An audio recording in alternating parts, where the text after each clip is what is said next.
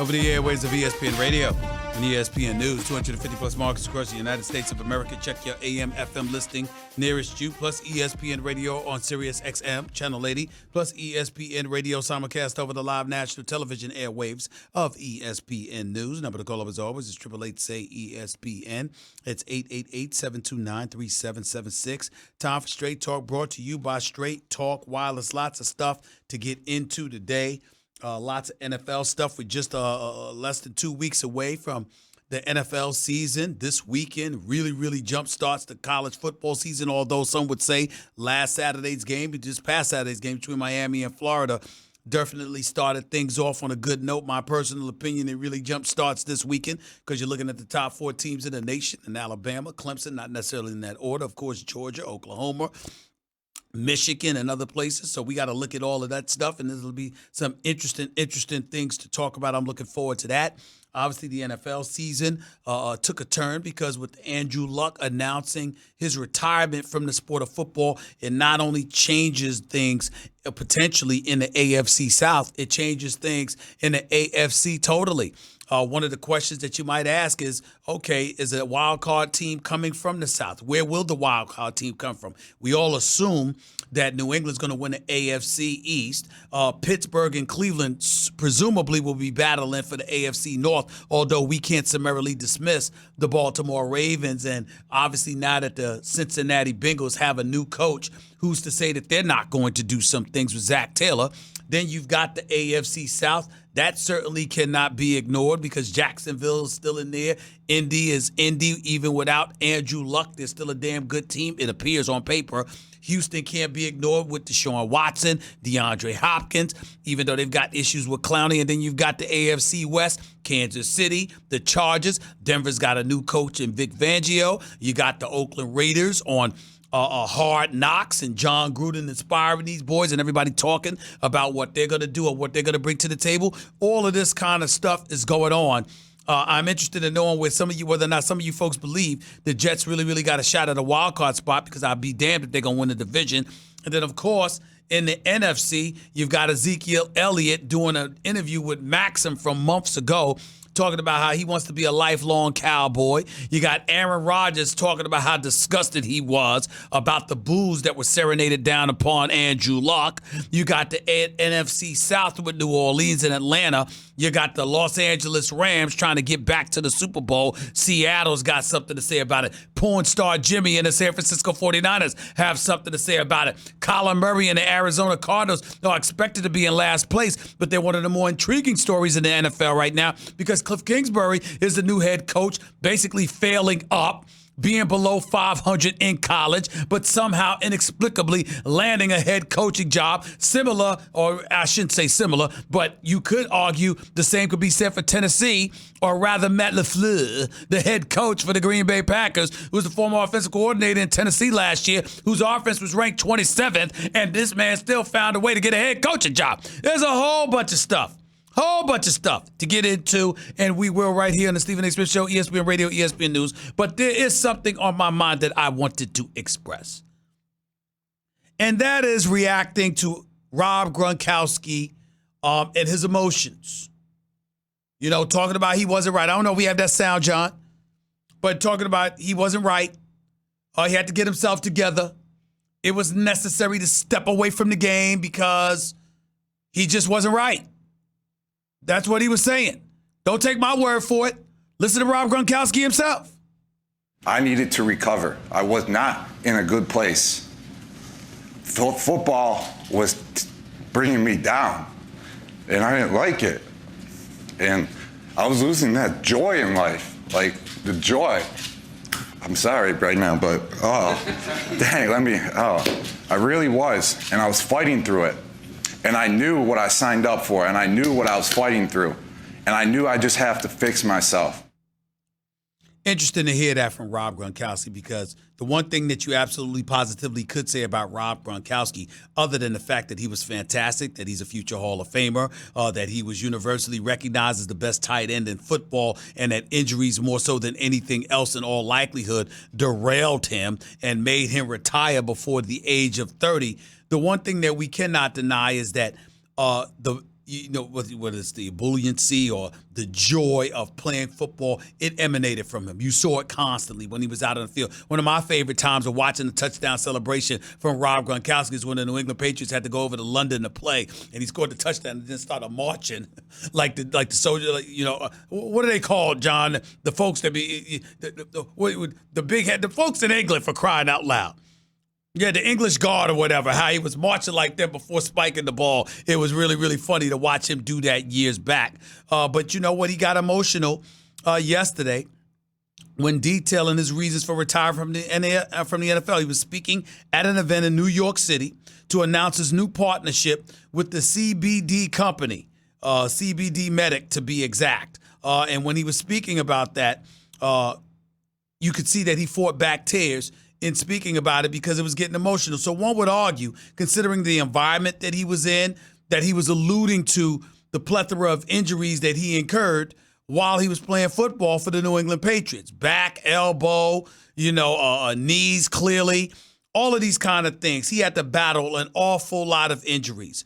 And because he had to battle those injuries, that could have contributed to taking fun away from the game. Or it could have been Bill Belichick and playing for Bill Belichick, who's Mr. No Nonsense, who ain't about having a good time. He's about winning. He's about winning. And you win and you do your job, you get paid for it, and then you go on your merry way. And they're going to move on to somebody else. That's how Bill Belichick does business in the National Football League. We all understand it. But with that being said, I think the thing that emanates from Rob Gronkowski that you got to peel from it is that it sounded eerily similar to Andrew Luck. And what Andrew Luck said upon announcing his retirement from the game of football at the same age just this past weekend. And so the reason why that kind of subject is relevant right now is because there's negotiations going on with NFL owners and the Players Association as we speak. Jerry Jones was scheduled to do a radio interview in Dallas today and passed on it because he had business to attend to in terms of these negotiations. And one of the things the owners obviously want to do desperately is invoke an 18-game regular season. Once upon a time, it was 14. Then it became 16. Once upon a time, it was 16 with no breaks. Then it became 16 with a week break. So it was 16 games in 17 weeks. So every single team got a week off during the regular season. Now they want 18 games. And you've got a whole bunch of people out there who are strong adversaries to such a notion. They get on the NFL. You're preaching about the importance of safety. Yet you're talking about subjecting these dudes to more violent confrontations with their bodies because you've got 2 additional games on the docket. The NFL owners came back a few months ago, John, remember, correct me if I'm wrong, where they talked about, well, you know what, you can have the 18 games, but the players can still be allowed to play 16 games. In other words, you got reserves that could play those other 2 games. You can implement and incorporate them throughout the season where you can ensure that on a 53-man roster, maybe you extend the roster a little bit more to 60 or 65 or 70 players, and you've got additional bodies that are playing those 2 games to ensure that no player plays more than 16 regular season games as an individual. But as a team, we still have an 18-game regular season. I got news for you, ladies and gentlemen. I've read up on CTE. I've heard folks going back and forth, comparing one thing to another, speaking out about one thing or another. I've heard it all. I've seen it all. I got it. And I understand safety's an issue. And I'm certainly not a proponent of exposing players to things that would endanger them even more so than they're already endangered. But I will tell you this, that idea by the owners, that ain't a bad damn idea. I got to tell you that. I mean, listen, first of all, I'm a strong proponent of getting rid of those damn 4 regular season, those 4 preseason games. I think they should be maxed out at 2. That's number 1. Number 2, I'm a proponent of more games actually counting. Because I certainly don't want the regular season shortened. We don't need those preseason games. Now, preseason games are for the coaches more so than it's for everybody else. You got OTAs. You got training camp. Stands to reason that you got plenty of time, considering that the NFL job is a 24/7 proposition. You have plenty of opportunity. plenty of opportunity to make sure players are in tip-top condition. Since you're watching them like hawks throughout the year, you might give them a few weeks off, and with the exception of that, you got them participating in OTAs. You got them participating in training camp. Get rid of the 2 preseason games. Limit it to a max of 2. Okay? And then after that, get your 18-game season and definitively restrict players as individual players to 16 games. You can't appear in but 16 regular season games. Extend the damn roster to about 70. 65, 70 people. Extend it. That's more jobs available for a team during the regular season. More jobs available to players, that is. Not to mention the fact that you're still ensuring guys are only subjected to 16 games a year. Also, while doing so, you give the fans an additional extra 2 regular season games. I don't mind it. I actually like it. I like the notion of 18. I don't like the notion of guys playing 18 regular season games. But do I like the notion of 18 regular season games with every player on the roster restricted to 16 games? Yes. You know why? Not just for the players. I want to see the genius on the part of the coaches.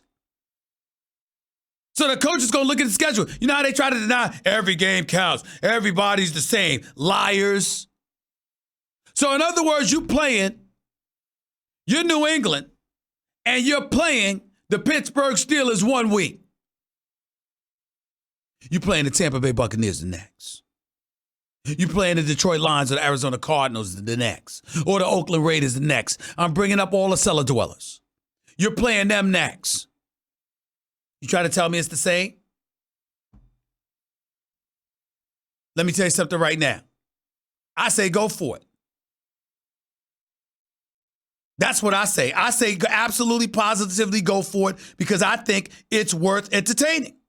I don't know about the rest of y'all, John. What do you think? 18 regular season games, but restrict each player to 16 appearances. We will witness the coaches try to formulate their roster. We will witness what games they play who. So guess what? Tom Brady only plays 16 games. So what's the 2 games he's getting off? Aaron Rodgers is only playing 16 games. What's the 2 games he's getting off? All right, why? Why? You don't feel that way? You don't feel this team is that much of a threat compared to that other team, Coach? Coach LaFleur? You don't feel that way? I want to see that.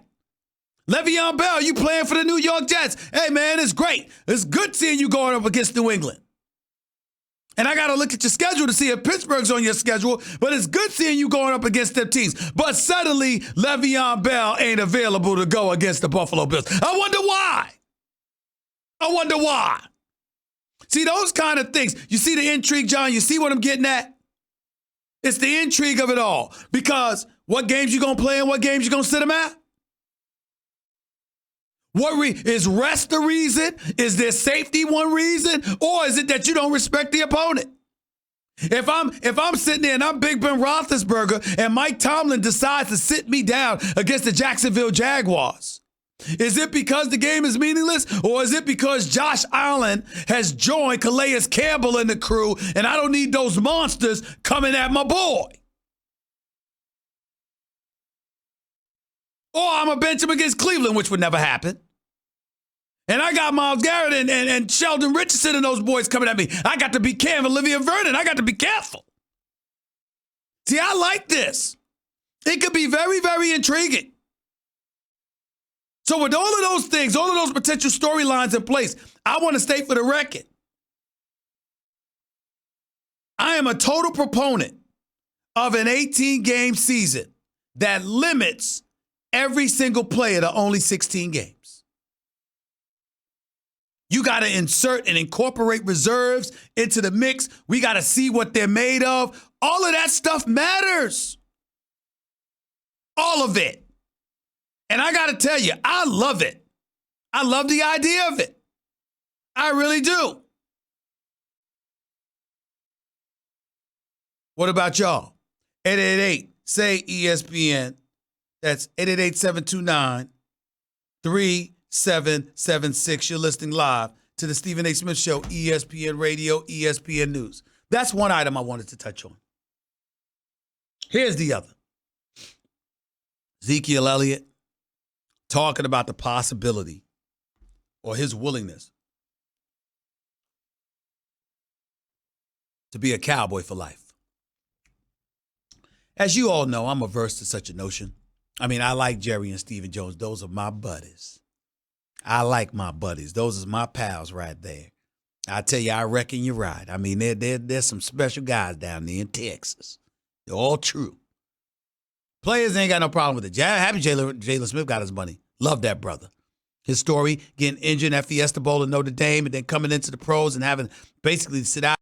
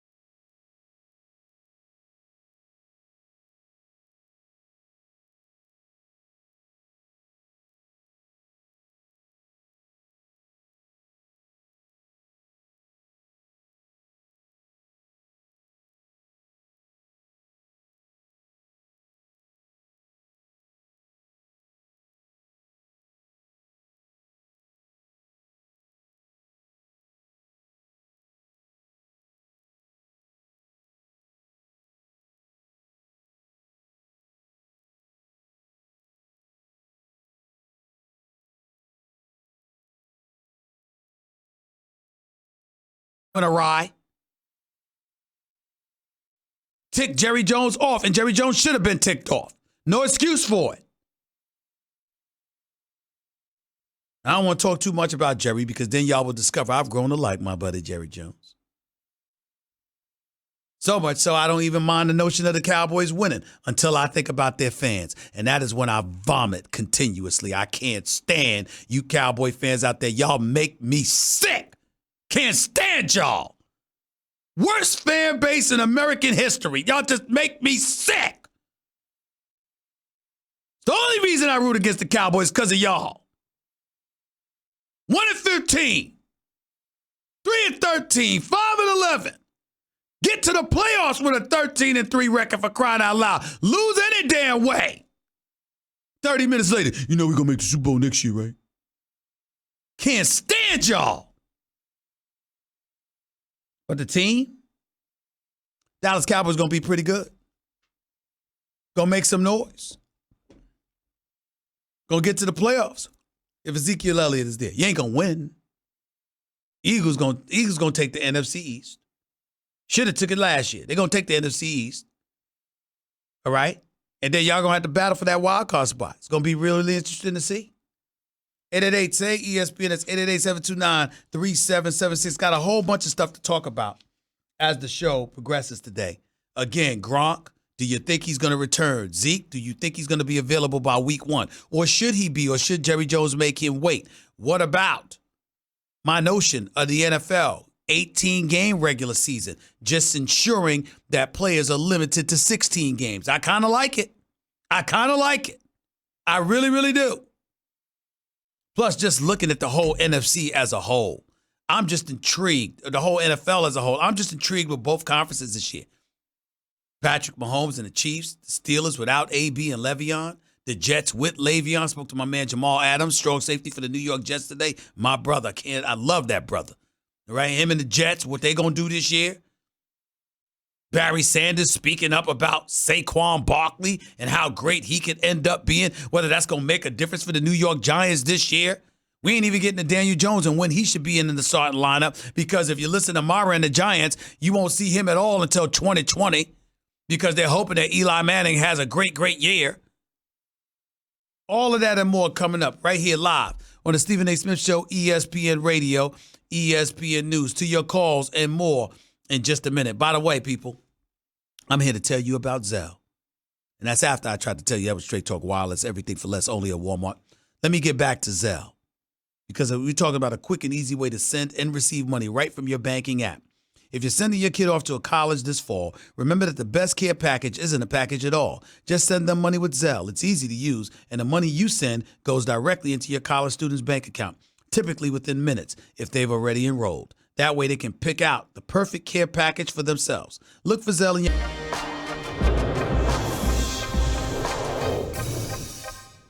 When you got a franchise caliber quarterback, the likes of Andrew Luck, you go all out to protect him.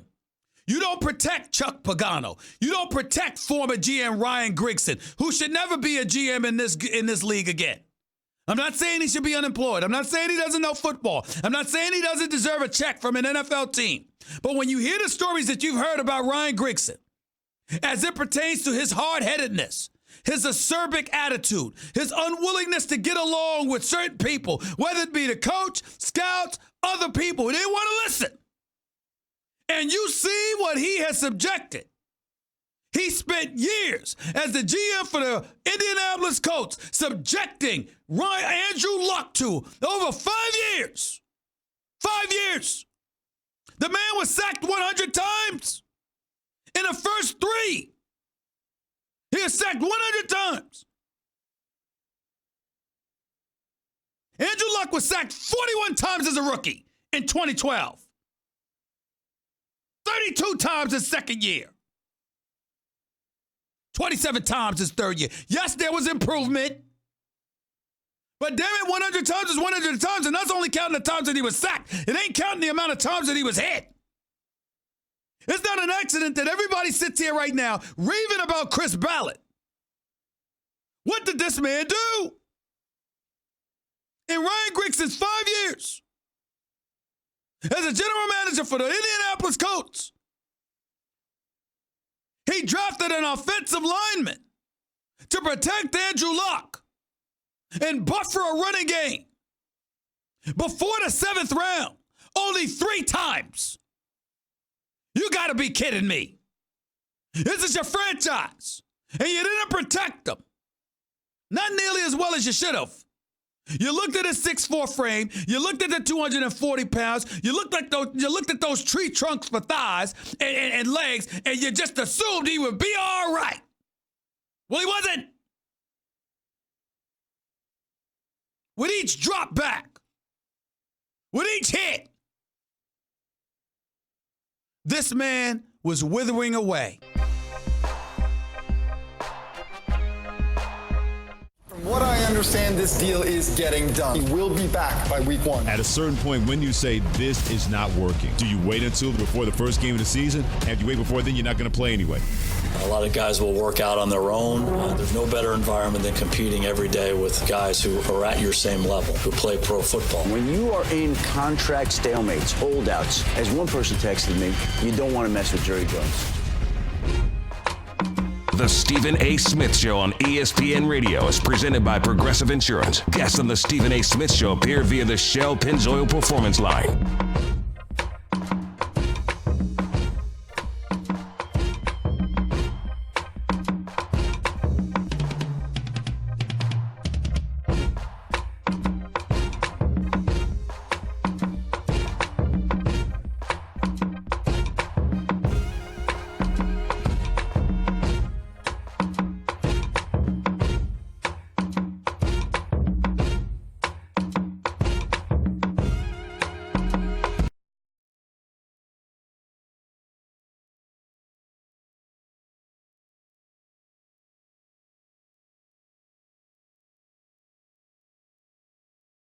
Segment, go check it out on demand in the Stephen A. Smith podcast, brought to you by Capital One. Capital One is reimagining banking, offering accounts with no fees or minimums that can be opened in 5 minutes. Capital One, hey, what's in your wallet? Capital One, N.A., member, FDIC. 888-SAY-ESPN is the number to call up. That's 888-729-3776. Getting ready to get to the calls, but I wanted to take a moment to congratulate Serena Williams yesterday. Absolutely destroyed Maria Sharapova. 6-1, 6-1 in their match at the U.S. Open. 23 Grand Slam titles for Serena. One shy of all-time record, if I remember correctly. She's just one of the greatest, man. She's one of the greatest ever. I mean, when you think about iconic figures in the world of sports, you think Ali, and then along the lines, you think about Jordan, Jim Brown, Tiger Woods, Serena Williams, Bill Russell. I mean, listen, Serena Williams is up there, man. She's up there. When we think about people who've overcome adversity, who've extended and transcended their sport, obviously nobody appears to come to mind more so than Muhammad Ali. People will make arguments about, Joe Louis, Jack Johnson, and, folks like that, and obviously the adversity they faced along with Sugar Ray Robinsons and Jackie Robinsons, Larry Doby and others, Kurt Flood, father of free agency. All of those things are true. But when you consider what Ali had to go through, you just can't say enough. And then when you think about what Serena has accomplished, she's the greatest female tennis player of all time. She's the greatest. She's the greatest. I mean, you want to bring up Martina Navratilova? Fine. Chris Everett-Lloyd? Fine. Steffi Graf? Okay, go ahead. Go ahead.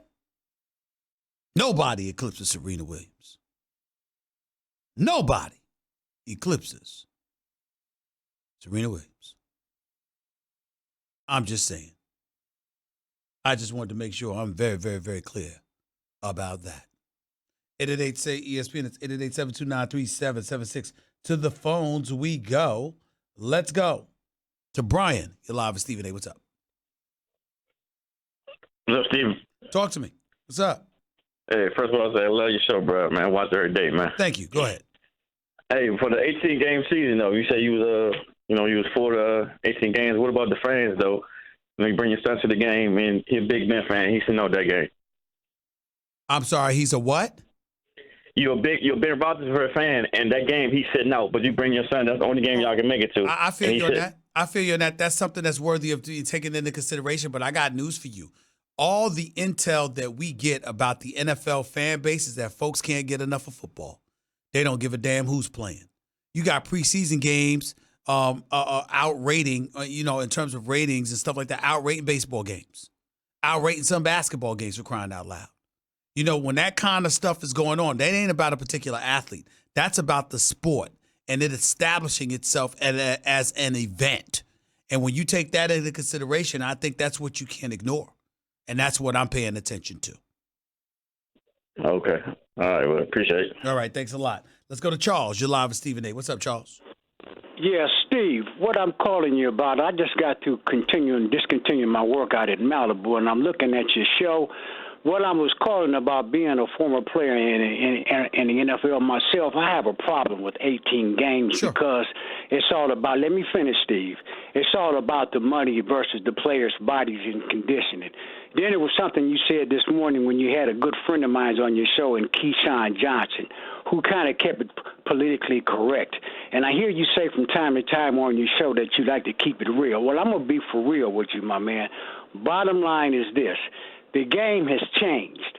As far as these quarterbacks, Luck and all them, there have been plugs. He was a plug at Stanford. The game has changed.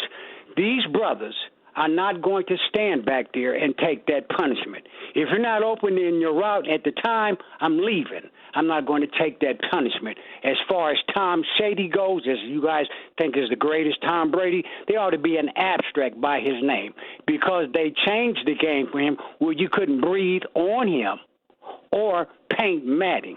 There were guys in our locker room that was passing their head around. Who's going to knock him out first? Let me finish, Steve. No, sir. This is my show. Don't tell me let you finish. I can't just let you go on and talk like it's your show. It's my show. So if I got a question, I'm going to interrupt you because I want to gain knowledge from what you're saying.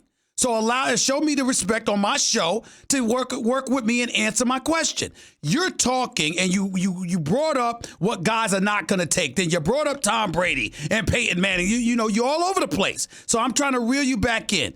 At the end of the day, are you saying that you shouldn't have an 18 game because of the punishment. Is that what you're saying? I'm saying that correctly. And let me be very, very clear. I'm going to use your quote. Yes.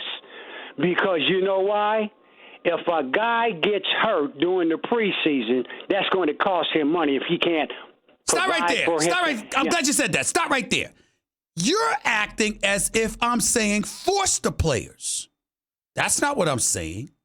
I'm saying if you're a player and you're negotiating something, keep in mind, because evidently you didn't listen to my point.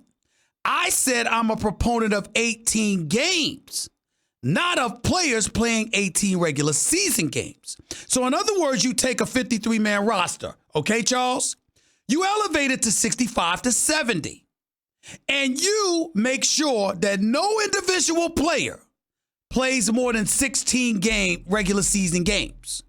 So there are games where you're going to see some subs incorporated because it's not just about the players. Now I'm looking at a coach's strategy. All right, I might play this player this game, or I might sit him this game, or I might sit somebody that game. I might incorporate this guy with the starters for this game. I might incorporate this unit with this unit for this game, et cetera, et cetera. You're not just looking at the players. You're looking at the coaches strategize over the course of 18 games, but you're not forcing every individual player to play more than 16 regular season games.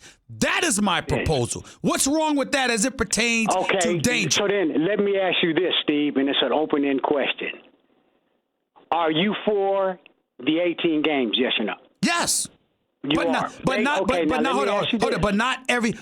players playing all 18 games. I'm a proponent of increasing the roster, having an 18-game regular season, getting rid of 2 preseason games, and ensuring and mandating that no player plays in more than 16 regular season games. Yes, I'm an advocate of that.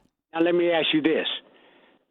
Is that beneficial for the NFL, yes or no? I think so. I think it's beneficial. I think it's beneficial for the players, too. When you said that, Steve, I'm not trying to cut you short. I'm just trying to reconnect with what you're saying. We're on the same page to a certain limit. As a professional, I didn't go to camp because I didn't feel I had to. Okay. My job was during the season like McDonald did, okay? As a player and so long, I just couldn't go for that nowadays. I just couldn't. All right. That's just my opinion. You understand? I'm not here to fight with you to try to tell you how to. I mean, this is your job. This is what you do. But I know what I did and what I still do. But what I'm saying to you is what I'm saying. I got to run. I appreciate the call. But what I'm challenging you on is your comprehension of what I said, because you're acting like I'm a proponent of guys playing 18 games. No, I'm a proponent of increased rosters, increased money for the players, an 18-game schedule, but not allowing them to play more than 16 regular season games. That way, those additional players can be incorporated into the mix, and you can have guys playing. You can mix them in with the starters. You can switch them up. You can do a lot of things. I think we'll learn more about players. I think we'll learn more about coaches and how they strategize and how they'd work their way around it. And if it's no additional punishment to the body, but there's more additional players, there's more additional players being employed, and therefore more money for the players, I have no problem with it whatsoever. That's just me. Mark, you're live with Stephen A. What's up? Stephen, thanks for taking my call. I want to lay out my plan, give you my logic. My plan is this: a 19-week regular season with 3 bye weeks for everybody, and add 1 round of the playoff. That gives you 3 more TV weeks for more revenue for both the owners and the players. My logic: 3 bye weeks gives all the players plenty of time for recovery. Okay, they all need it. It also would help the Thursday night games where nobody should have to do it on a quick week. Thursday night, everybody should be able to at least have 10 days before they do it. That's my logic. More money, more recovery. Yeah, but they want more. But at games. the end of the day, they want more games, and that doesn't solve that. Just because you're extending it with additional bye weeks doesn't give you actually more games. More games in which people walk through the turnstiles, and that's where you, with the exception of the 1 playoff game, and that's where I disagree with your logic. I appreciate the call, but I don't agree with that at all. I'm a proponent of 2 additional games, but not players playing 2 additional games. them being mandated to 16 games. You add, 15 to 20 additional spots to the roster. You put them on a team, okay, and you incorporate all of that into the mix when it comes to these players playing those 2 extra weeks. You eradicate 2 preseason games. You make it an 18 game schedule, but you mandate that players play a maximum of 16 regular season games. That's my position. That's where I stand. 888-SAY-ESPN. That's 888-729-3776. You are still listening live to the Stephen A. Smith Show, ESPN Radio, ESPN News. Ed Werder, reporter extraordinaire, is scheduled to come on with us at the top of hour number 2. I'll take your calls before that as we get set to end hour number 1 in just a few minutes. So stick around. Don't touch that dial. It's the Stephen A. Smith Show, ESPN Radio, ESPN News. By the way, do you have frequent heartburn? Like the kind where you have antacids stashed everywhere in case He should not play another down for the Dallas Cowboys. Amari Cooper should hold out. Dak Prescott should hold out. It should set a precedent to the National Football League. If you can pay a guy $24 million right to sit at home, you better pay the guys that wanted to play, that can play, the money right away. Let me tell you something right now. Here's where you and I do disagree, though. I have no problem with Ezekiel Elliott getting his money because he deserves it, because he's a star running back in the National Football League, probably the best there is right now. I don't have any problem of, however, him having to sweat for it.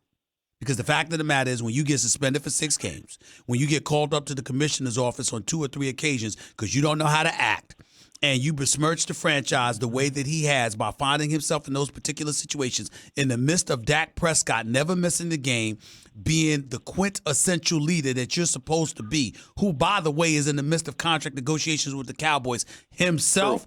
I have no problem. I don't have any problem with Ezekiel Elliott getting his money, but I also have no problem with him having to wait for it at least a few weeks. It doesn't bother me. Well, I'm going to leave you with this one. The day Irsay said, I'm going to give you $24 million to sit at home, it don't matter what none of these players do anymore. You got to pay the guys that's willing to play. If you can sit at home with $24 million in the bank, and this is a league that does not give out guaranteed contracts, that's a slap in the face to every NFL player that's ever played, that's playing right now, and the future players in the NFL. The union need to somebody need to say something. This is ridiculous. Appreciate you, Champ. It's ridiculous. Cannot disagree with a word you said, my man Champ from Detroit. Appreciate you, bro. Thanks so much. 888-SAY-ESPN. It's 888-729-3776. Y'all heard Champ. Y'all heard his argument. Damn it, he was right on point. I got to admit it. I wish I could say something different. I can't. I just can't do it. Andrew Luck leaves. No disrespect, but he did quit. And he gets to walk away with $24 million. But Ezekiel Elliott holding out, people got a problem with him. Le'Veon Bell holding out, people got a problem with him. He can play, elects not to, quits, and Irsay says, keep the $24 million. And oh, by the way, would Irsay have done that for anybody else?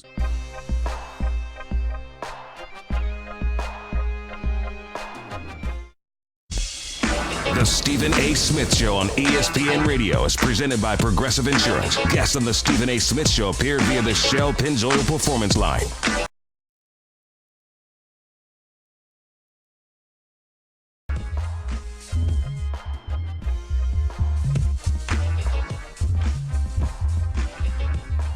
Welcome back to Stephen A. Smith Show, ESPN Radio, ESPN News. The Stephen A. Smith Show is coming to you live from above Pier 17 at South Street Seaport, presented by Chase. Also, ESPN Radio is presented by Progressive Insurance. Cars, homes, boats, motorcycles, RVs, and more at progressive.com. 888-SAY-ESPN. It's 888-729-3776. With you for a few more minutes before my man Ed Werder, reporter extraordinaire, gone from the family for too long as far as I'm concerned. Welcomed back with open arms by all of us. A privilege to have him back on board. Ed Werder, our reporter extraordinaire, usually covering the Cowboys, but also covering the Andrew Luck situation in Indianapolis. He will be on with us to start off hour number 2. Until then, Alex, you're live with Stephen A. What's up? Hey, how you doing, Stephen? I'm all right. Go big ahead. fan. Thank you, man. I actually had the Gronk situation. I don't think he's going to come back, especially if they're going to, if you say they go 18 games. Yep. It's hard enough giving the people the money now. They'll take Ezekiel Elliott, for example. Listen, why are y'all, let me ask you a question. Why are y'all ignoring the fact that my stipulation would be no player plays more than the 16 regular season games. Why do y'all keep just hearing 18 when I specifically said add roster spots, add additional bodies, give the players additional revenue, extend the season to 18 regular season game, limit the preseason from 4 to 2 games, and mandate that no player plays more than 16 regular season games? Why does that continue to fly over everybody's head like I never said it? I think they should keep it the way it is and just eliminate preseason. You know, a lot of guys getting hurt. They're not doing that. That's not practical. They're not going to do that because they don't want to lose the money. They're trying to gain money, which is the only reason they're considering 18 regular season games. Right. So they're not going to do that. So I'm talking about plausible stuff. I'm not talking about pipe dreams. Gotcha. All right. Take care. John, you're live with Stephen A. Real quick, John, go. Stephen A., love the show. Hey, my question's about the 18 game and sitting, 2 weeks a year. Would you sit your offensive line as a strategy with your quarterback, or would you leave him out there with a bunch of backup players? Well, here's my question to you. Let me answer that with a rhetorical question, a rhetorical counter question. If during the game two of my offensive linemen got hurt, wouldn't I have to put subs in there? Yes. Wouldn't they still have to block for the starting quarterback? Yes. So what's the problem? Would that count for one of their games they have to sit for the year, though? Yeah, that's what I'm saying. Yeah. What I'm saying to you is, again, you know what? You sit up there and, you mix and match. You have some reserves that are better than others. Some reserves that tinker on are having starting capabilities, but may not necessarily be a starter. There's ways we'll find out who these coaches are made, what these coaches are made of, and what they bring to the table. We'll entertain all of that. That's my point. Hey, one other quick question. Your Steelers have struggled in the past couple of years against teams under 500. Yes. Would you ever consider sitting Ben against like a good team and keeping him in there, or what kind of strategy do you think about that? I don't know. I'd have to send him for 2 games. I'll judge the opponent and operate accordingly. Got to bounce. Hour number 2 up next. Donald Cowboy Cerrone is an interesting guy, to say the least. The Stephen A. Smith Show starts right now.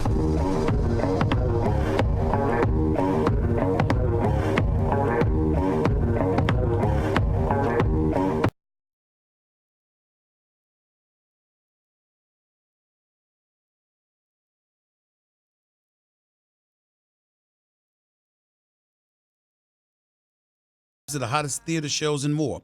Vivid Seats has it all. Download the app and join the Vivid Seats Rewards loyalty program today. Also, the Stephen A. Smith Show is being brought to you by the new Shell V-Power Nitro Plus Premium Gasoline, now with 4 levels of defense against gunk, wear, corrosion, and friction. As promised, it is my honor and privilege to have my next guest on the line. Does an outstanding job covering the National Football League for the worldwide leader. Did so for years before departing for a short while. Honored to have him back. The great reporter himself, the one and only Mr. Ed Werder, is on the line with yours truly. What's going on, Ed? Good afternoon, sir. How are you? Good to be on with you, Stephen A. I appreciate the invite. Absolutely. I'm doing well. I'm still with the Colts, so I'll probably finish up here today, go back to Dallas, and find out the Zeke thing is in need of instant coverage. How about that? We get ready to get right into all of that. But first, I want to ask you: you heard the news when you heard the news that Andrew Luck was electing to retire. What entered your mind? What are the kind of thoughts that came through your mind as somebody covering this league for as long as you have? Well, I was in the press box at Jerry World covering the Cowboys and Texans game when I looked down press row in the press box and saw people reacting with various levels of astonishment as they looked at their phones and then investigated that and saw that Adam Schefter was reporting that Andrew Luck was retiring, and I immediately tried to confirm that it really was Schefter's account and that somebody hadn't taken it over because it did really seem somewhat unfathomable given his youth, given that the season he had just had. I mean, statistically, it was the best season he had ever had in his first year under Frank Reich's offense, and all the promise that they showed at the end of the season, it just seemed hard to believe. I know knew he had the lingering injury and that they were having a hard time diagnosing it and resolving it.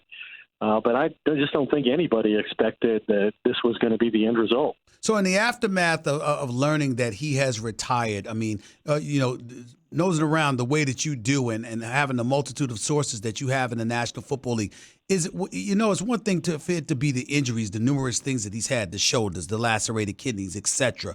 But he alluded to it being something else, something more mental.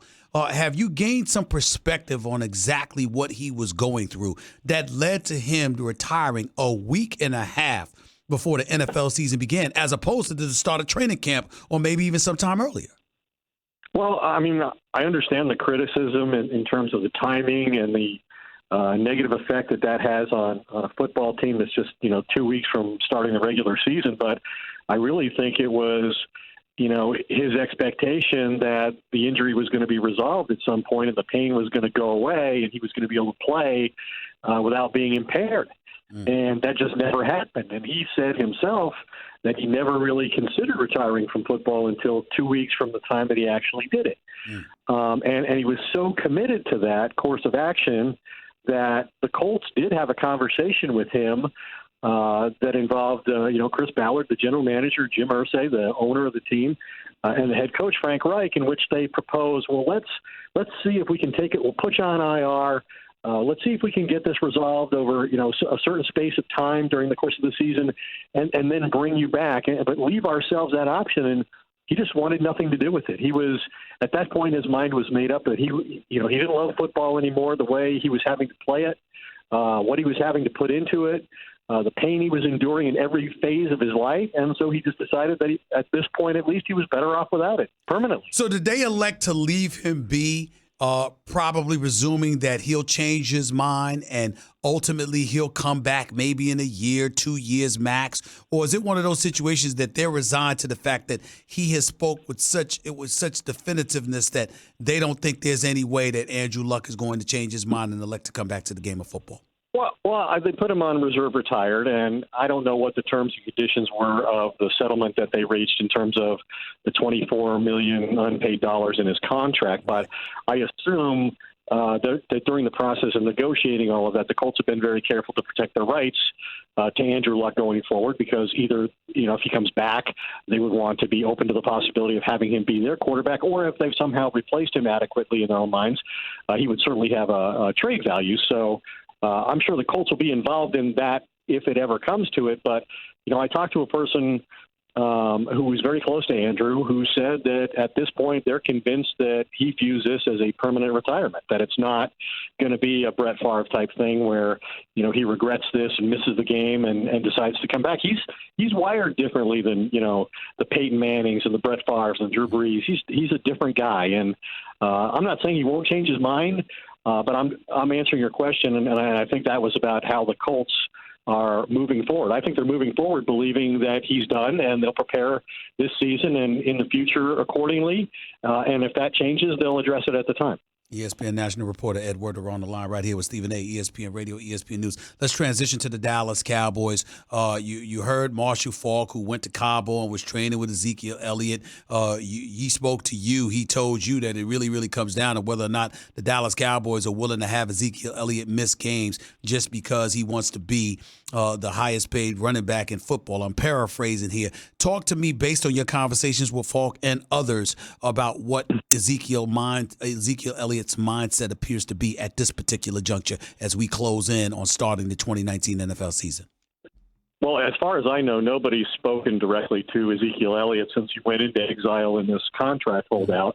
And so the next best thing is talking to people who interact with him directly. And one of those has become Marshall Faulk, the Hall of Fame running back, who also was represented by Rocky Arsenault, the agent who represents Eric Dickerson and represents Ezekiel Elliott. Mm-hmm. And so he's been in Cabo. He's been training with Elliott.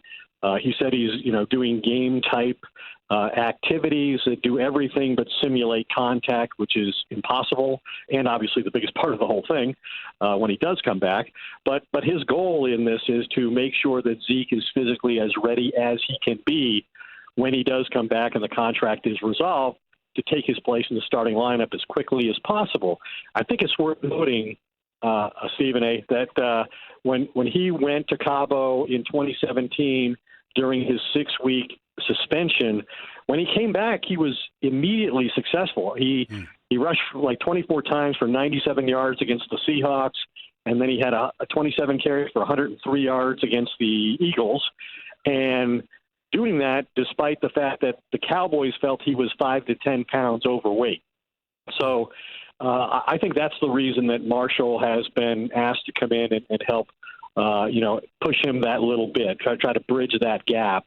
The other person who's talked to Elliott is his position coach. That's Gary Brown. He's a former NFL running back. Mm-hmm. He has a very good relationship with Zeke, and he told me that they talk about every other day. He said Zeke's doing his work. He's in his playbook. He knows what's going on with the team.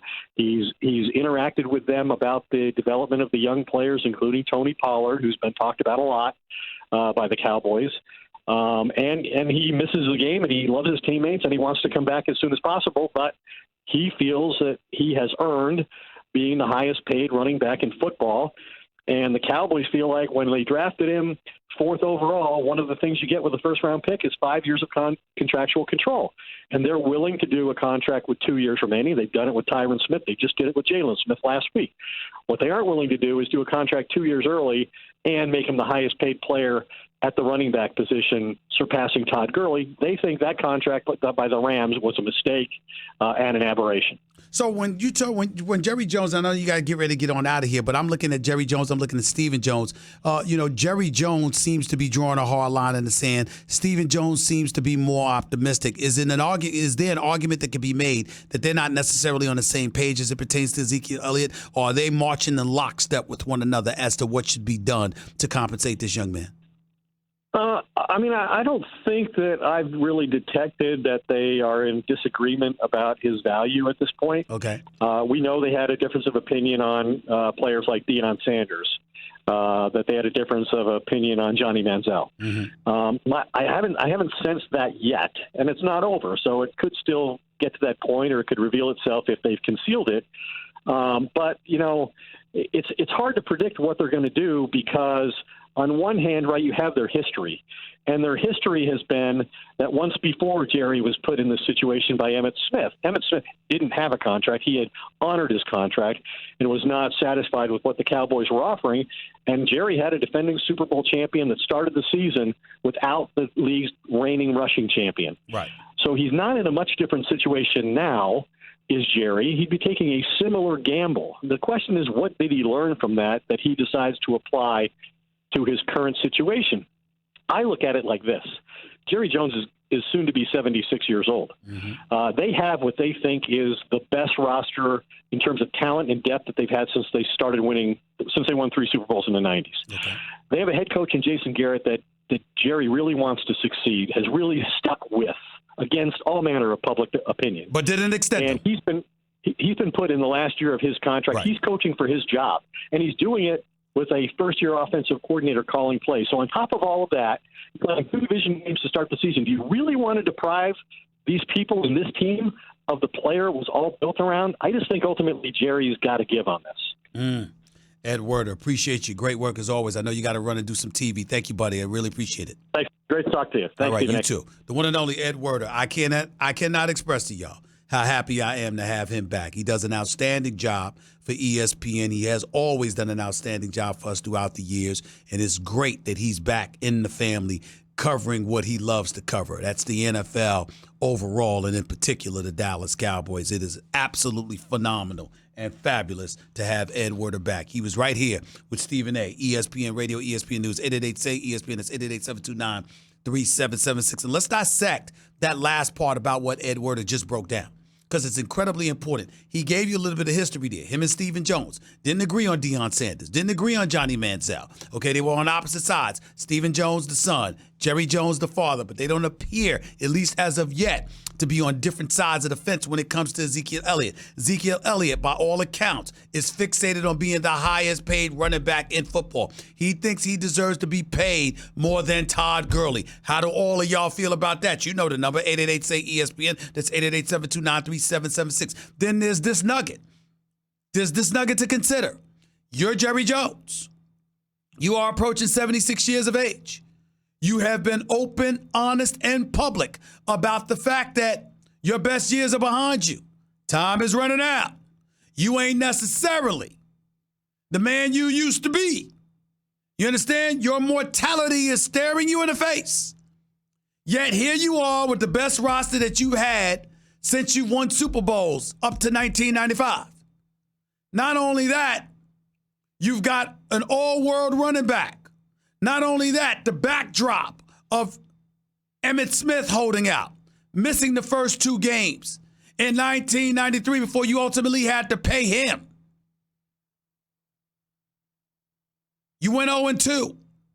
Jimmy Johnson was there, flabbergasted and frustrated beyond comprehension as to you and your ways with this. He needed his running back, his star running back, and ultimately after 2 games, he got him. Then you got the Jason Garrett situation. I'm no fan of Jason Garrett. I don't think he's that great of a coach. I certainly don't think he's the right coach for this job. But Jerry Jones loves the man and has wanted to give the man every opportunity, but was smart enough not to extend him. So Jason Garrett, without question, is coaching for his job. And he's got a first-year offensive coordinator. And Ezekiel Elliott ain't there.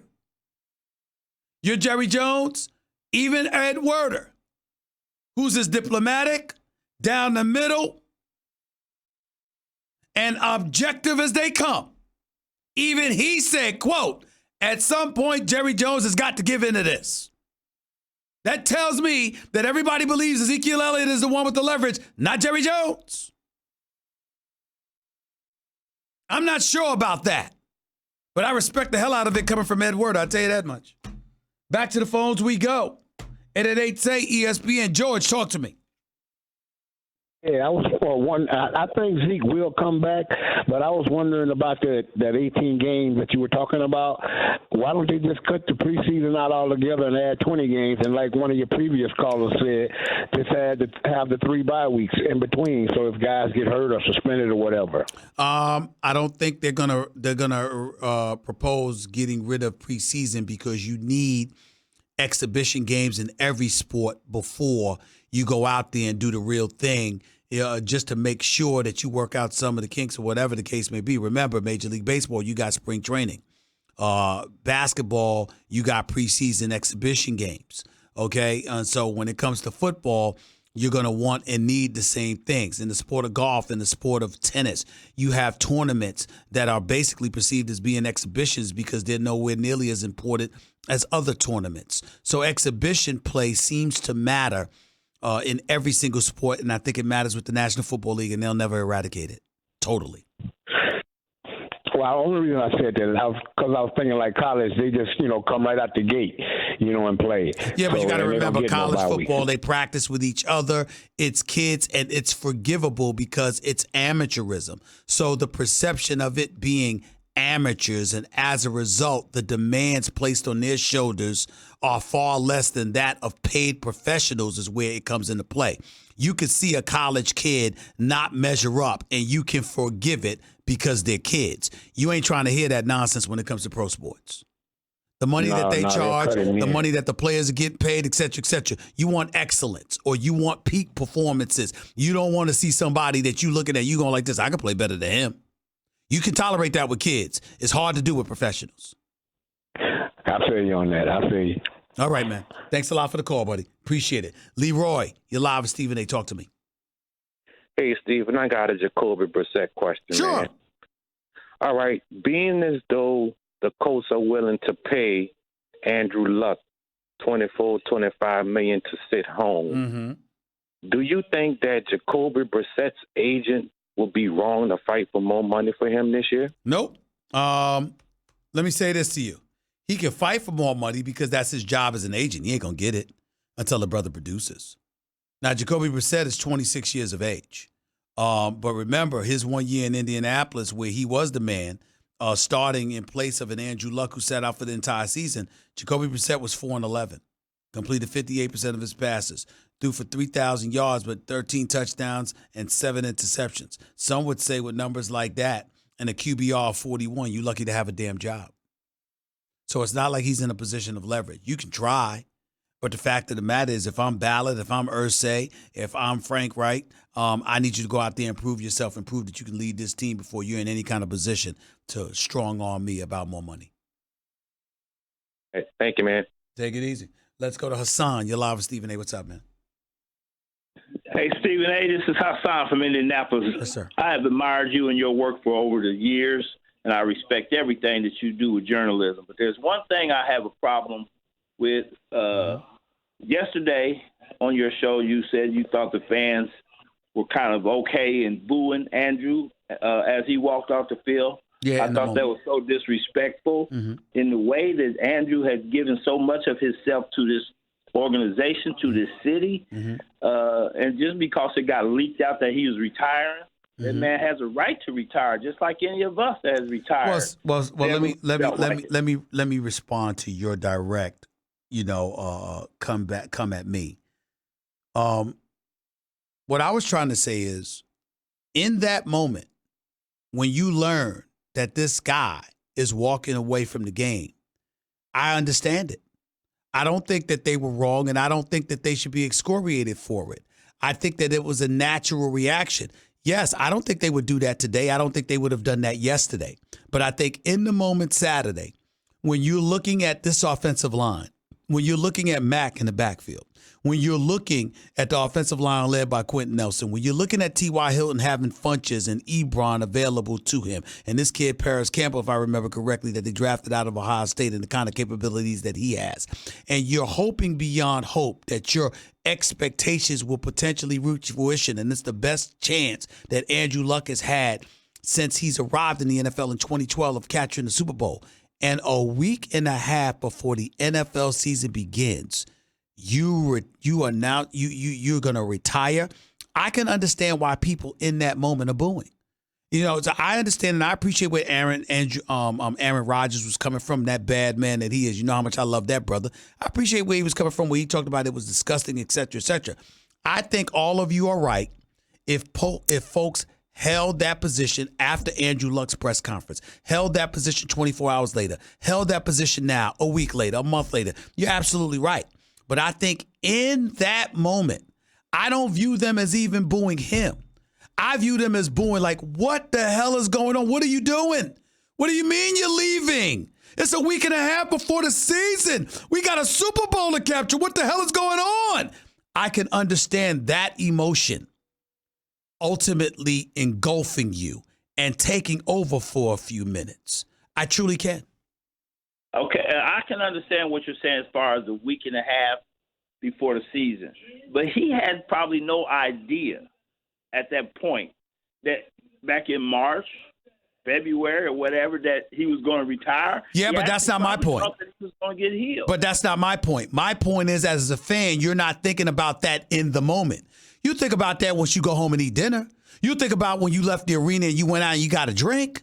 You'll think about that as you listen to his press conference and listen to him tell, the audience, I was hurt.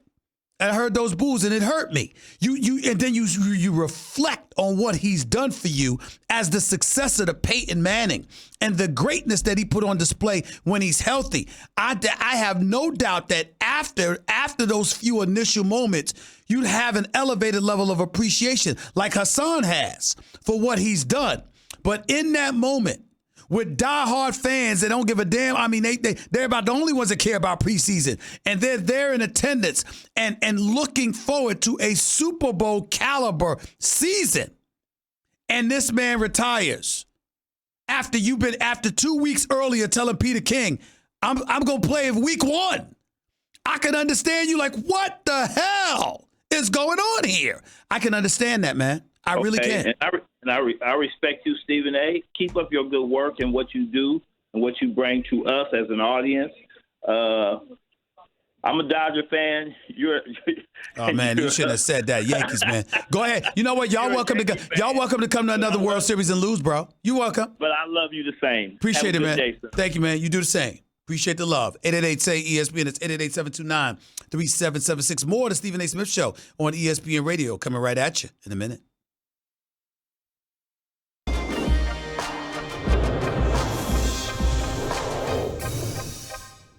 When you got a franchise caliber quarterback, the likes of Andrew Luck, you go all out to protect him. You don't protect Chuck Pagano. You don't protect former GM Ryan Grigson, who should never be a GM in this league again. I'm not saying he should be unemployed. I'm not saying he doesn't know football. I'm not saying he doesn't deserve a check from an NFL team. But when you hear the stories that you've heard about Ryan Grigson, as it pertains to his hard-headedness, his acerbic attitude, his unwillingness to get along with certain people, whether it be the coach, scouts, other people, they want to listen. And you see what he has subjected. He spent years as the GM for the Indianapolis Colts, subjecting Andrew Luck to over 5 years. 5 years. The man was sacked 100 times. In the first 3, he was sacked 100 times. Andrew Luck was sacked 41 times as a rookie in 2012.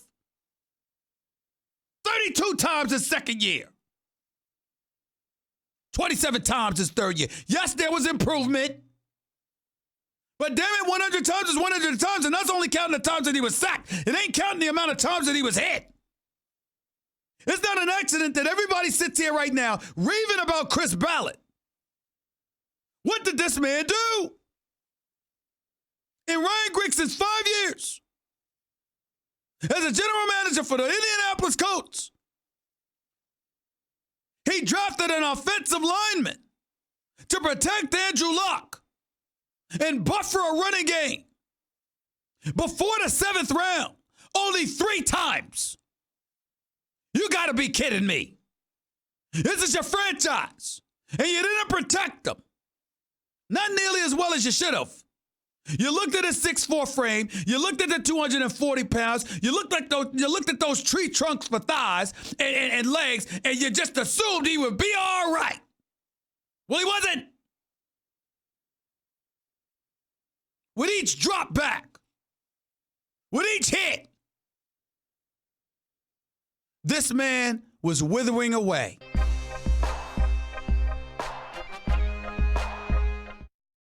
Yeah, he made $97 million, but he earned that. He did that. He's good enough to play a sport where he was able to make that money and make this decision. The Indianapolis Colts has elected to let him keep $24 million, but in the same time, you got folks in the media complaining about guys like Le'Veon Bell, Holden, Ezekiel Elliott. I think every player in the NFL who feel they don't have a better deal should hold out today. If you can quit and get $24 million, The Stephen A. Smith Show on ESPN Radio is presented by Progressive Insurance. Guests on The Stephen A. Smith Show appear via the Shell Pennzoil Performance Line.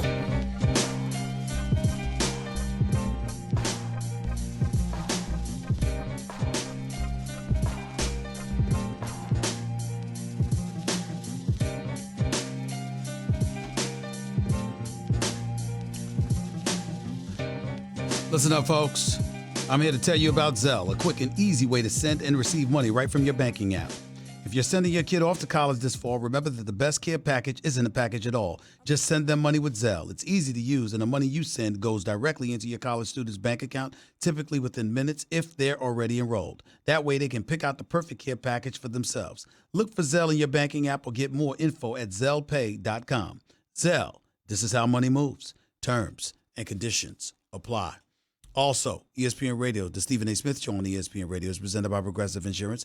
Pick from a range of coverage options with your Name Your Price tool to find a price that works for you. Back to the phones we go at 888-SAY-ESPN. It's 888-729-3776. You are listening live to the Stephen A. Smith Show, ESPN Radio, ESPN News. Will, you're live on the show. Hey, what's going on, Stephen A? I'm all right. Talk to me. I wanted to talk about the Andrew Luck retiring. And a couple years, last year, Vontae Davis did the same thing, but he waited into, I guess, the halftime to do it. Well, he was vilified by players around the league as well as. I'm sorry, including myself. And when did he retire? Refresh our memory exactly when he retired. I believe it was it last year? Week 2? It was week 2 at halftime. Week 2 at halftime. I'm sorry, sir. Let me be very, very clear before you move on. There's no comparison. You don't quit on a team at halftime in the middle of a game. You don't do it. You don't do it. I don't care what nobody says. You don't do that. But it isn't necessarily quitting if you're retiring. He said he felt the same way. I don't give a damn quit retire. Not at halftime of a game. Not a halftime in the middle of the game. You got a game going on. You got cats in the locker room. You got a battle that you're fighting out there in the middle of it. Rather him finish the game knowing that his heart isn't in it. Let me tell you something right now. Let me tell you something right now, man. You get in a fight, right? You've been in a fight in the streets, haven't you? Maybe. Listen, if you're going to lie or don't want to answer the question, just hang up. It's okay. But we gonna talk real on the show, right? Okay. Right. So you in the street, you're in the middle of a fight, and a brother go out there with you, and he like, let's go, let's throw down. And then while the blows are being thrown, you turn around and he runs. How you gonna feel about him? Well, how I'm gonna feel a certain way about that, but this is how I look at it. That fight isn't organized. It isn't a $1 million fight. It's a lot different. The street fight is a lot different from the NFL because, those players have to go out there week in and week out. I'll let you finish your point, but I'm going to tell you right now, I'm going to look at your name. I ain't going to want you to call up on this show no more because you ain't honest. You're not honest. You're just not honest. You wasted my time. You wasted my time because, listen, we don't know your last name. We don't know your address. What you scared of? Why you ain't being honest? You trying to tell me that you ain't going to have no issue whatsoever with somebody in the middle of a damn fight. It ain't like y'all lost or won and then he went home with you and said, I ain't doing this no more. Nah, while y'all were throwing blows, he quit. And you telling me, well, man, this is not organized. Man, I ain't got time for that. That's not what this question is about, and you know it. You're not being real. And I'm very disappointed in you, Will. But then again, I'm not shocked because you're just like a Bengal. That's how you see, just like a Bengal under the Marvin Lewis era. That's how y'all are. That's why you can't win a playoff game in 16 years, because of weak answers like that. That's why.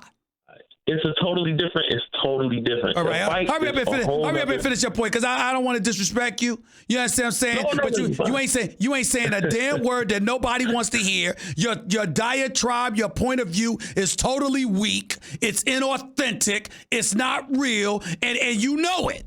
So go ahead. I'm not going to hang up on you, though. Go ahead and finish your point so I can hear your voice and get it down pat so I can ignore your call in the future, because I don't like fake people calling up to this show. Go ahead and finish your point. Well, this is how I look at it. Vontae Davis, he did essentially the same thing. You said Andrew Luck said, I'll be there week 1, and he wasn't. I get why the fans are upset. The fans are allowed to be upset. They pay their money to come see them. The reason why those players are millionaires is because the fans pay. You know what I'm saying? But I look at Vontae Davis' situation. He said, hey, I can't do this anymore. All right. Okay. You know what I mean? We've heard you enough. Have a nice day. We have Vontae Davis. First of all, Vontae Davis ain't a quarterback. Let's keep that in mind, too. Let's not forget that. Let's not forget the responsibility of his role. Let's not forget that either.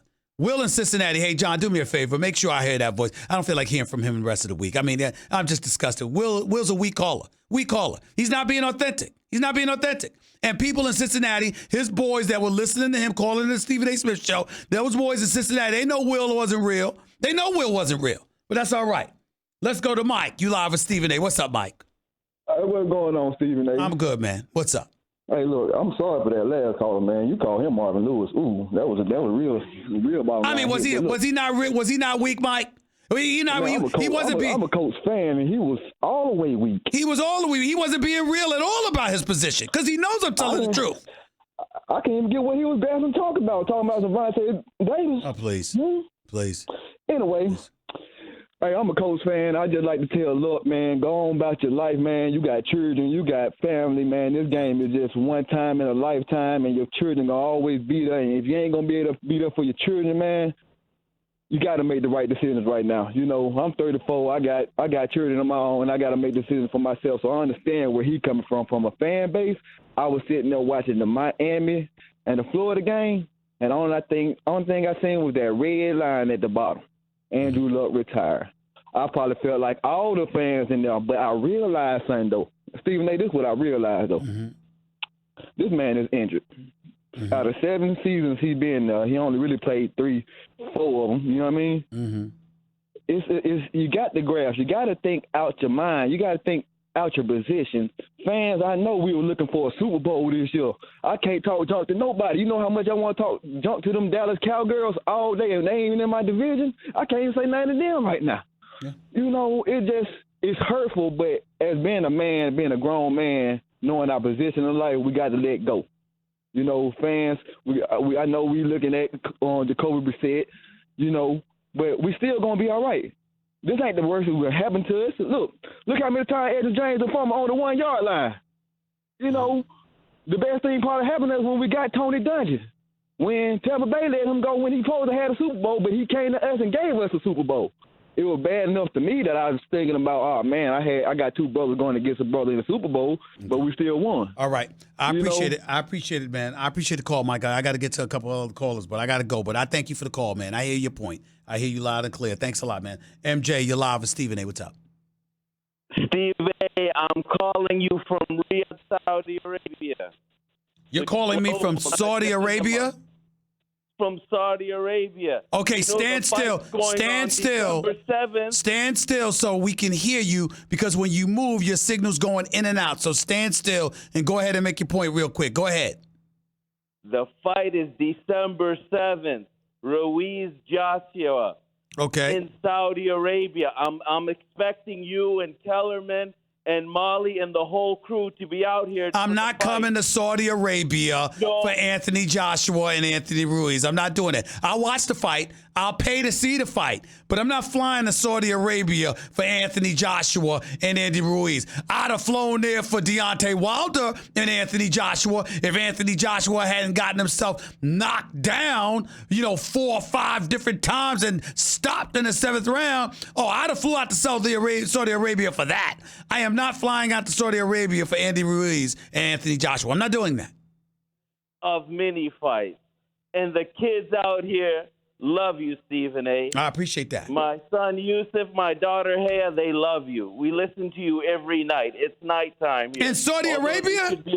In Saudi Arabia. Wow. Now, how far is that from Dubai? How far is that from Dubai? 1 hour and 15 minutes. It's an hour and 15 minutes from Dubai? That's right. I didn't know that. No, you need to come out here, man. I might have to rethink that. No, we will show you a great time. Okay. Stephen A's popular in Saudi Arabia, huh? That's right, baby. All right. I mean, I know my voice, but they see my face too. Is that what you're telling me? Saudi Arabia. They see my face? They know me if I was out there?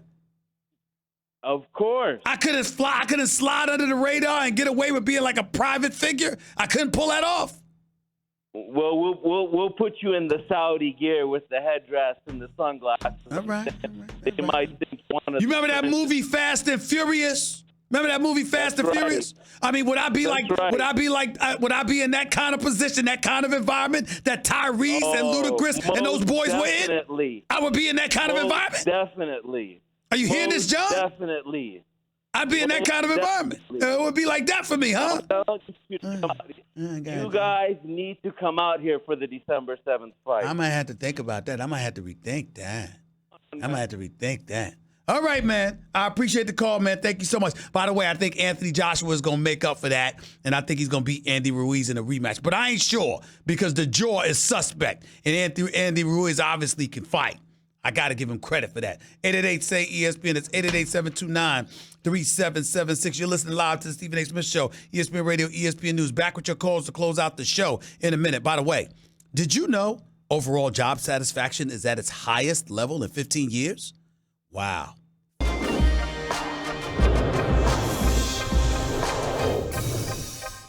He should not play another down for the Dallas Cowboys. Amari Cooper should hold out. Dak Prescott should hold out. It should set a precedent to the National Football League. If you can pay a guy $24 million to sit at home, you better pay the guys that wanted to play, that can play, the money right away.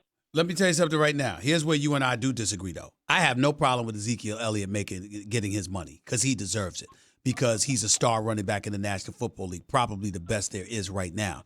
I don't have any problem of, however, him having to sweat for it. Because the fact of the matter is, when you get suspended for 6 games, when you get called up to the commissioner's office on 2 or 3 occasions because you don't know how to act, and you besmirch the franchise the way that he has by finding himself in those particular situations in the midst of Dak Prescott never missing the game, being the quintessential leader that you're supposed to be, who, by the way, is in the midst of contract negotiations with the Cowboys himself, I have no problem. I don't have any problem with Ezekiel Elliott getting his money, but I also have no problem with him having to wait for it at least a few weeks. It doesn't bother me. Well, I'm going to leave you with this one. The day Irsay said, I'm going to give you $24 million to sit at home, it don't matter what none of these players do anymore. You got to pay the guys that's willing to play. If you can sit at home with $24 million in the bank, and this is a league that does not give out guaranteed contracts, that's a slap in the face to every NFL player that's ever played, that's playing right now, and the future players in the NFL. The union need to get – somebody need to say something. This is ridiculous. Appreciate you, Champ. It's ridiculous. Cannot disagree with a word you said. My man, Champ from Detroit. Appreciate you, bro. Thanks so much. 888-SAY-ESPN. That's 888-729-3776. Y'all heard Champ. Y'all heard his argument. Damn it, he was right on point. I got to admit it. I wish I could say something different. I can't. I just can't do it. Andrew Luck leaves. No disrespect, but he did quit. And he gets to walk away with $24 million. But Ezekiel Elliott holding out, people got a problem with him. Le'Veon Bell holding out, people got a problem with him. He can play, elects not to, quits, and Irsay says, keep the $24 million. And oh, by the way, would Irsay have done that for anybody else?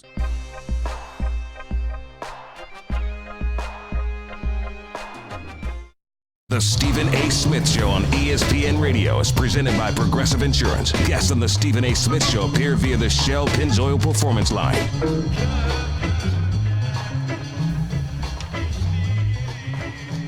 If you missed any of today's show, go check it out on demand in the Stephen A. Smith Podcast, brought to you by Capital One. Capital One is reimagining banking, offering accounts with no fees or minimums that can be opened in 5 minutes. Capital One. Hey, what's in your wallet? Capital One, N.A., member, FDIC. Back to the phones we go before we get on out of here for the day. Right here with the Stephen A. Smith Show, ESPN Radio, ESPN News. Nate, you're live with Stephen A. What's up? Hey, Stephen A. How are you today? I'm doing all right. How are you? No, not too bad. Just quick question on the 18 games with the 16, players with that only get 16. What would happen with suspensions? Like if someone had a 1-game suspension, would they only get 1 game off, or would they still have to get the 2 games? I don't understand your question. What do you mean with suspensions? So say somebody in the middle of the season gets a 1-game suspension and they still haven't gotten their 2-game off thing, like when you're saying the 18 games. No, there would be a 1-game suspension. What would be the reason why you are assured of it? They would play in only 15 instead of 16, and they would get docked the game's pay. Okay. Right? Yep. Thank awesome. you, Jonathan. You're live, Stephen A. What's up? Stephen A., how are you doing? I'm all right. Let's go real quick. Go ahead. Just want to say quickly, big fan, love you on First Take. All right, Stephen A., I'm a New Yorker, and I'm going to switch it up from football for a little for you. Hurry up! I've been a Knicks fan from day one. What's the blueprint going to be to pull them out from abysmal? It was supposed to be getting a star. I like the likes of Kevin Durant and Kyrie Irving. They did not pull that off, which is why I think purgatory is their destiny for the next couple of years. But the thing about it is they did not commit themselves to any long-term bad contracts. I think the Knicks will be better than next year, which isn't saying much because they were 17-35. They will be competitive. They will go after it. But ultimately, they will lose more games than they will win, and they will miss the playoffs. So that's the way I look at them. And I say don't expect the New York Knicks to be relevant in the postseason picture before 2021. That's my prediction. James, you're live with Stephen A. real quick. Go. Yeah, so I want to talk about the Zeke Elliott here. First, I know they called back Emmitt Smith back in '93 after starting off 0-2. Looking at the Cowboys' first 3 games, seemed like they're pretty easy until they get to the Saints in Week 4. You think that's going to have an impact on whether who has the? Well, let me tell you this. Thanks a lot for the call. I appreciate it. I will tell you this: you can afford, if you're Dallas, for Ezekiel to miss those first 3 games. You got to have it for New Orleans, though. Let's go to Cap. You got 30 seconds. Go. Hey, man, I'm speaking on the Andrew Luck situation. Andrew Luck is a good quarterback. He's an awesome player. He's an all-star, superstar. But look, check this out. At the end of it's not Andrew Luck's issue. It's his offensive line issue. From the day he started football to today, his offensive line guys ought to feel mighty bad to get that man killed the way they did. All right. That's just the bottom line. I appreciate it, man. Thank you so much. We got to get on out of here for the day. I'll be back in 22 hours. There's a lot to talk about as this week progresses. College football gets it ranks up. I mean, Clemson, Alabama, everybody this weekend. Can't wait for that. And of course, the NFL season is less than 2 weeks away. Can't wait. But I'll be back in 22 hours. Until then, everybody, Stephen A. signing off. Peace and love.